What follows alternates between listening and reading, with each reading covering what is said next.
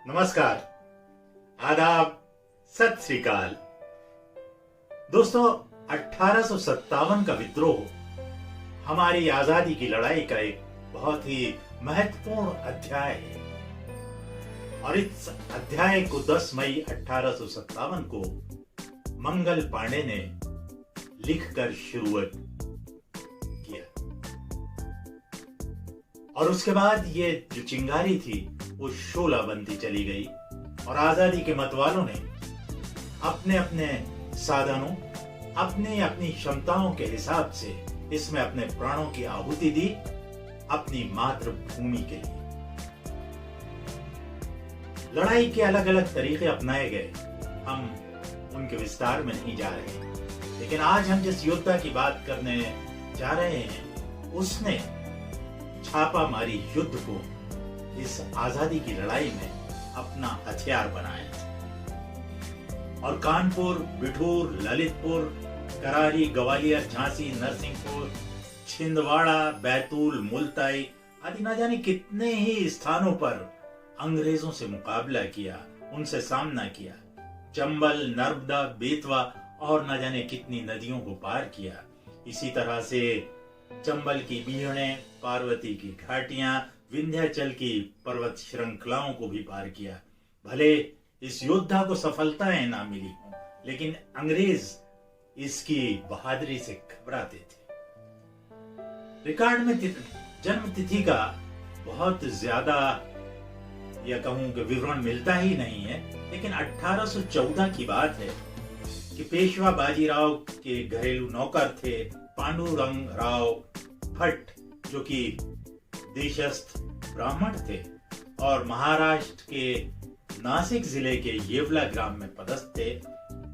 उनकी सबसे बड़ी संतान का नाम रखा गया रामचंद्र पांडुरंग राव, जो 8 बहन भाइयों में सबसे बड़े थे। बड़े होकर Ramchandra Pandurang Rao east India company की बंगाल आर्मी में शामिल हुए। यहाँ उन्होंने तोपखाना रेजिमेंट में काम किया। जैसा कि उस समय का चलन था, नाम के साथ व्यवसाय जुड़ जाता था, तो रामचंद्र पांडुरंग राव के नाम के साथ तोपे जुड़ गए। उनके मन में तो कुछ और ही था, तो उन्हें अंग्रेजों की नौकरी भला कैसे रास आती। नौकरी छोड़ी और पेशवा के पास आ गए। बिठूर उनकी योग्यता, साहस के दम पर उन्हें महाराष्ट्र का बाघ कहा जाने लगा। पेशवा ने उन्हें एक रतन जड़ित बहुत महंगी खूबसूरत टोपी उपहार स्वरूप दी थी, जिसे वो बहुत ही शान के साथ पहनते थे। कुछ लोगों का मत है कि इस टोपी के कारण उन्हें रामचंद्र पांडुरंग राव टोपी कहा जाने लगा। कुछ लोग टोपे कहते थे और घर पर इन्हें बचपन से ही लाड़ से तात्या कहा जाता था। इस प्रकार मूल नाम कहीं खो गया और इतिहास में प्रचलित नाम हो गया तात्या टोपे। आज हम बात कर रहे हैं तात्या टोपे की। अब तक ये जान ही चुके हैं कि उनका जन्म 1814 में नासिक जिले के येवला ग्राम में हुआ था। जब आपकी मुलाकात हुई नाना साहब पेशवा से, तो उन्होंने तात्या टोपे की योग्यता को देखते हुए अपना सैनिक सलाहकार उन्हें बना लिया। उन्होंने 16 जुलाई 1857 को अंग्रेजों से पहली लड़ाई की, हालांकि इसमें हार का मुंह देखना पड़ा। तात्या टोपे ने ग्वालियर की कंटिंजेंट टुकड़ी को अपने साथ मिला लिया और फिर अंग्रेजों पर हमला किया। ये लड़ाई उन्होंने जीती भी, लेकिन ये जीत बहुत लंबे वक्त तक कायम नहीं रह सकी। तात्या उसके बाद खारी के लिए कूच कर गए।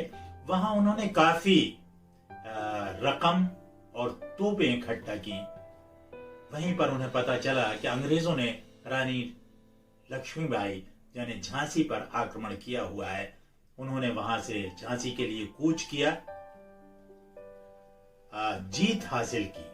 रानी झांसी ने कालपी पर हमला करने का जो है योजना बनाई और इसी लड़ाई के अंदर वो शहीद हो गई। अब तात्या टोपे ग्वालियर पहुंच गए। अलग अलग कितने ही विद्रोह उस समय कुचले जा रहे थे, किंतु अपने छापामारी कौशल से तात्या टोपे हाथ नहीं आ रहे थे। एक अंग्रेज लेखक ने लिखा है, हजारों बार तात्या टोपे का पीछा किया गया, 40-40 मील तक घोड़े दौड़ाए गए, किंतु तात्या हाथ नहीं आए।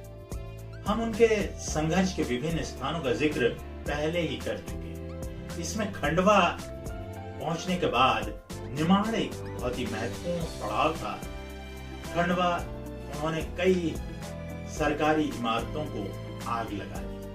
अंततः 8 अप्रैल 1859 को तात्या टोपे को पकड़ लिया गया। 15 अप्रैल को कोर्ट मार्शल हुआ और 18 अप्रैल को हजारों लोगों के सामने उन्हें फांसी दे दी गई। उनके पकड़े जाने को लेकर कहा जाता है कि नरवर के राजा मानसिंह ने विश्वासघात किया, लेकिन दूसरे शोध ये कहते हैं कि तात्या टोपे के वेश में कोई और देशभक्त फांसी के फंदे पर झूल गया।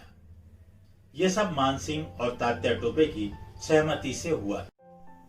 तात्या टोपे के बारे में उल्लेखनीय बात यह है कि वो आजादी के मतवाले, आजादी के दीवाने थे, क्योंकि उनका अपना कोई राज्य नहीं था, लेकिन उन्होंने सारे उत्तर भारत, मध्य भारत के अंदर अंग्रेजों का सामना किया, उनसे लगातार लोहा लेते रहे।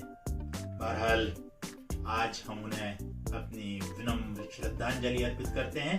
अगर आपको हमारा ये वीडियो पसंद आए तो इसे लाइक करिए, शेयर कीजिए और हमारी चैनल को सब्सक्राइब करना ना भूलिए। धन्यवाद। इनकलाब जिंदाबाद।